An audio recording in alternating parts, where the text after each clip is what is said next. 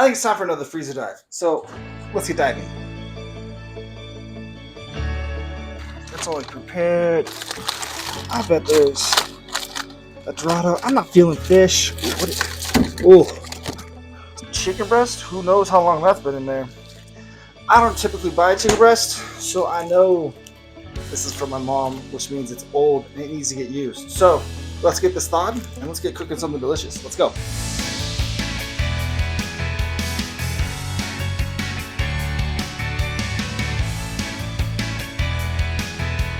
What's up, everybody? Welcome to Chronicles of Chef. I'm Scott Hamilton, and today for Freezer Dive Episode 8, we are gonna make a chicken dish inspired by chicken piccata. Now, I got those chicken breasts, which is unusual. I don't normally have chicken breasts. And then a neighbor brought over a tomato and a zucchini, and I was like, okay, we can work this in. And somehow my brain went to chicken piccata.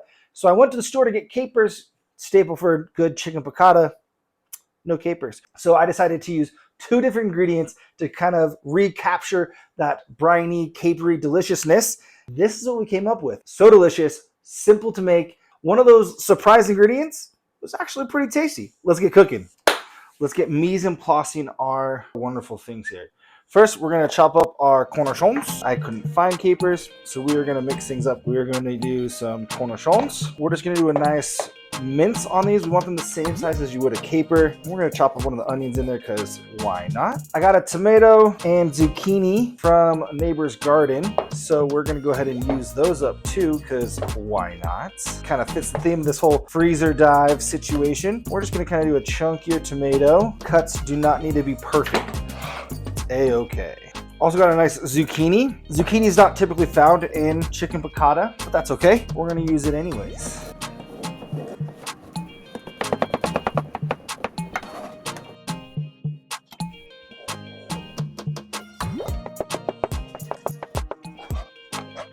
Next, we're going to do some garlic.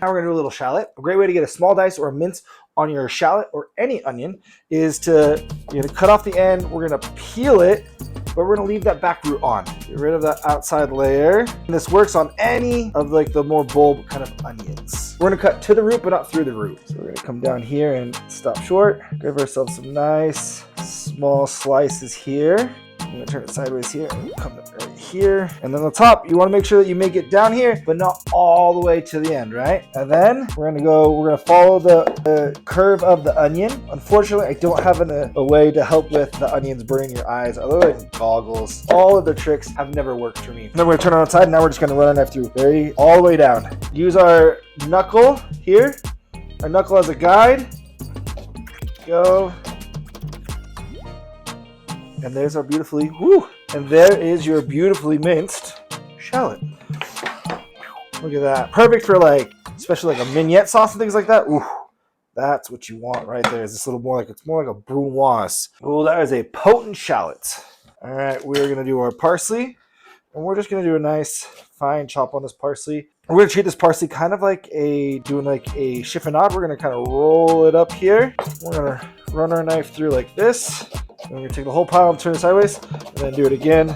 And that is going to be good for our minced parsley. You want some big leaves, some smaller leaves.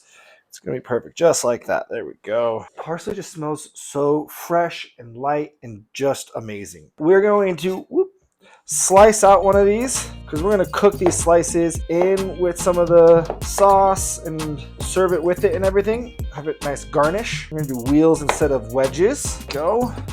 Might as well get all of the juice out that we can. And then we're going to juice a lemon as well. Do the juice of a whole lemon just so that we know we have enough. We don't have to worry about anything. Beautiful.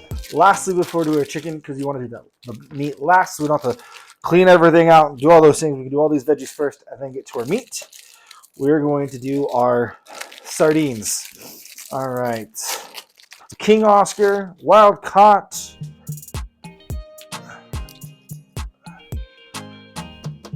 Oh, well, it actually doesn't smell too bad, but let's go ahead and oh, look at this. Look at the way it just kind of falls apart. Ooh, all right, for science. All my life, I'm like, oh, sardines. That's really not bad. Maybe my palate has grown over the years, but really, it's not bad.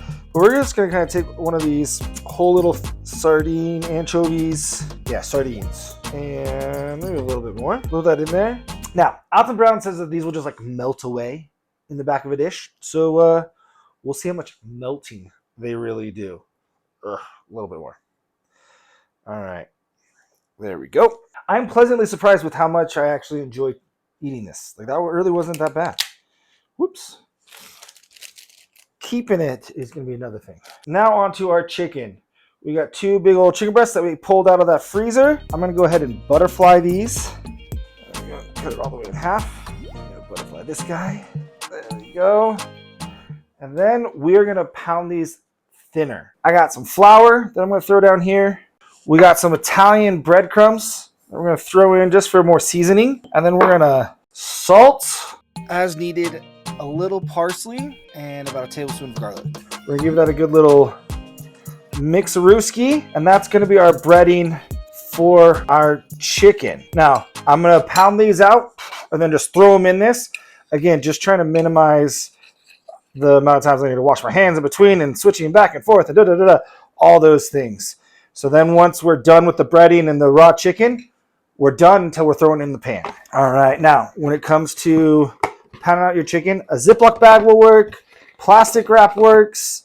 You just want something to help contain all those chicken juices as you pound them out. I'm going to use a pan. If you have a mallet, that is great. You absolutely can use it. So fold that over, and then when you're pounding, it's not straight down. You want to go kind of down and out, because you want to spread that chicken out, get into a similar thickness, and we want it really thin so it cooks fast.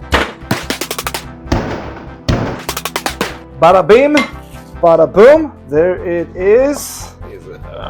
There we go. Just gonna drop that right in. Give it a good, nice little pat down in there. Give it a flip. Nice little pat down. We're going to get this guy over here. So as you can see, we're really working on pressing that flour in. This isn't like a fried chicken, okay? But we do want this coating to give us a nice little light crust. Also, the excess flour is going to get into the sauce, and that's going to help thicken up our sauce. I'm going to throw that right there. And also notice that I'm doing my best not to touch any of the raw chicken with my right hand. Even when you're not doing like an egg whole breading situation, keeping a dry hand or a clean hand is always really nice.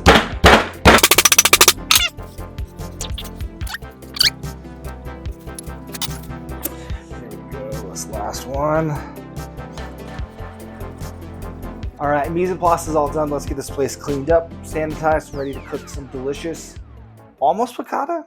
I don't know, working title. All right, so we got our pan warming up. We got our mise en place all set. We're looking good. A couple things that we didn't mise en place out necessarily is I did get some chicken stock ready to go for our sauce. And I also, because I just had it in the fridge, I have some herb butter, some like Kerrygold herb butter. So I figured we might as well. It's nice and cold. It'd be a great way to help with that reduction. We'll cook with regular butter, then we'll finish it with that butter to kind of just add some more herbs to the sauce. All right, so to get our pan frying and everything going, we're gonna hit our pan with some avocado oil, and it's gonna be a decent amount. That's all we're gonna add. We do want this to kind of have that sense of frying in butter, so we are going to use that oil to help prevent our butter from burning. Go ahead and throw in about a tablespoon of butter. There's that.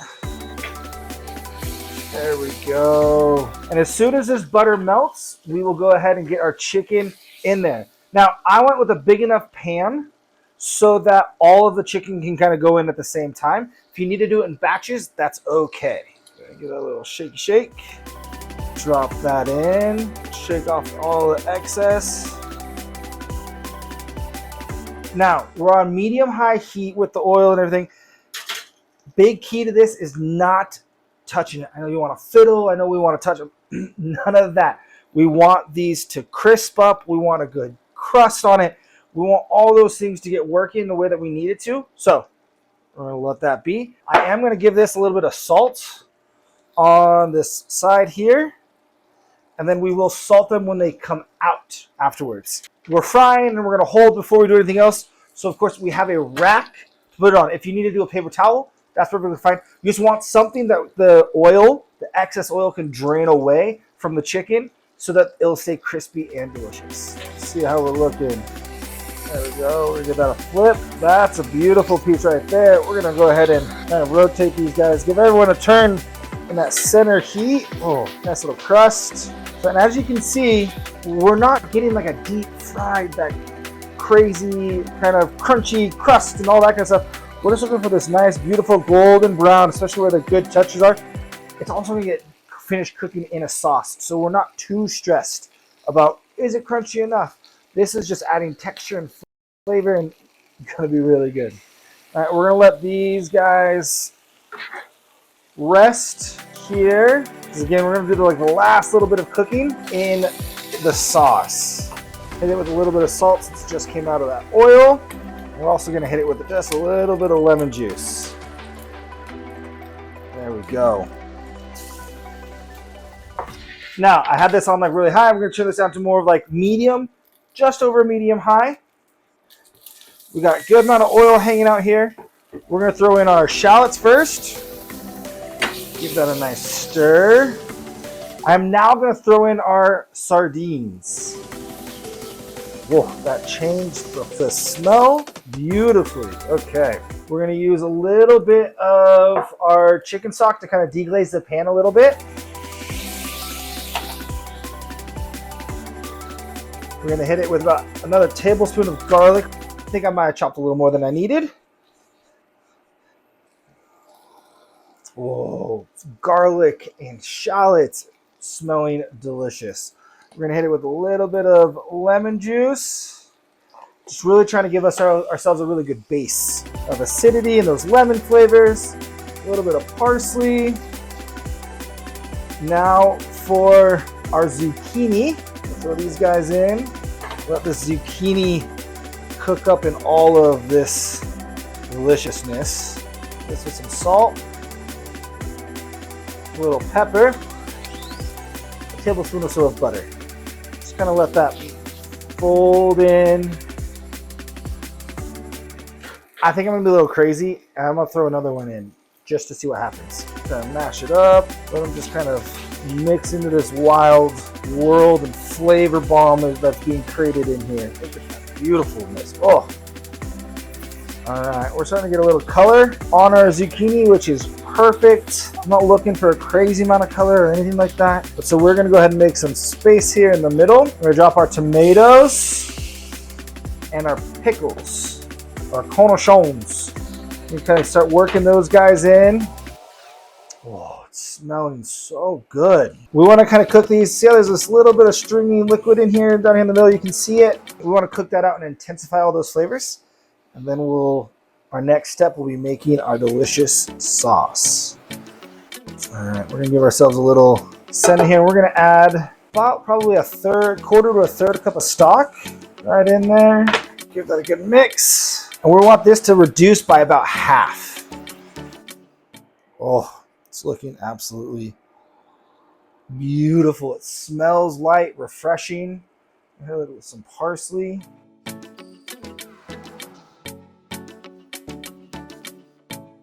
Had a good reduction. We're gonna open this guy up.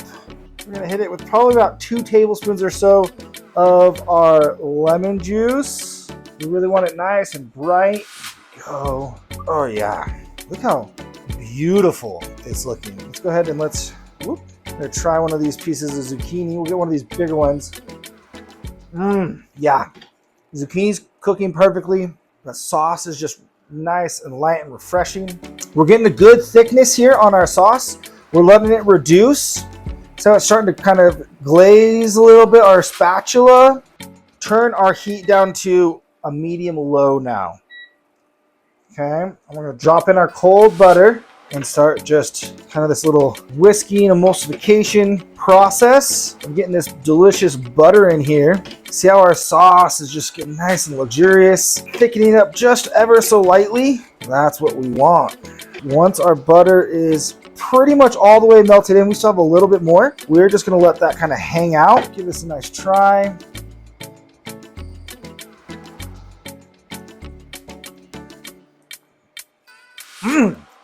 That is delicious. All right, we're gonna go ahead and plop our chickens back in here. A little bit of salt, beautiful amount of parsley, some lemon wheels. We're gonna let this sit. I don't have a lid for this pan, so we're gonna put this right over the top just to kind of help keep some of that heat in there. Again, this is on low heat. We're just gonna let this sit for about 5 or so minutes, and that should help finish off that cooking, get everything beautiful, with things cleaned up so we can plate up some delicious chicken kind of piccata. Let's go. This is done. We're looking beautiful. We're gonna go ahead and pull off this chicken right here. I'm gonna drop them down. Get a couple of these lemon wedges for some nice plating fun. I'm gonna scoop this guy off. There it is. Oh, little drizzle, drizzle. We don't want too much sauce on it. There we go. But boom, look how beautiful and simple and delicious. Oh yeah.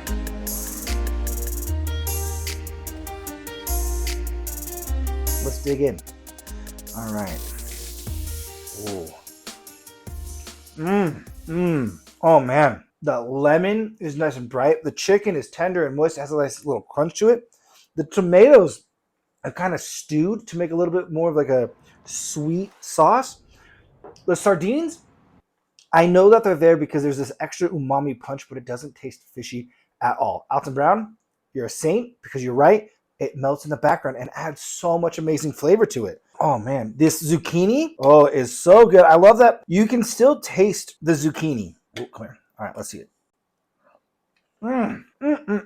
Even though I feel like zucchini has a softer flavor, it is able to stand up against the delicate sauce that we were able to create. The herbs and that butter that I had left over, perfect addition. It's not too much, it's not overpowering, but it adds just a little bit more of a fresh cleanness. And the parsley, for those of you who don't understand parsley, a dish like this is where parsley shines. It adds fresh, green life to dishes. It is just so good. Everything about this freezer dive is an absolute win. The cornichons, the little pickles, add that perfect little like delicate crunch. So it's not like you're biting, it's not like this crispy crunch, but there's this like this little burst of flavor with the brininess and the tanginess from them. And it is so yummy.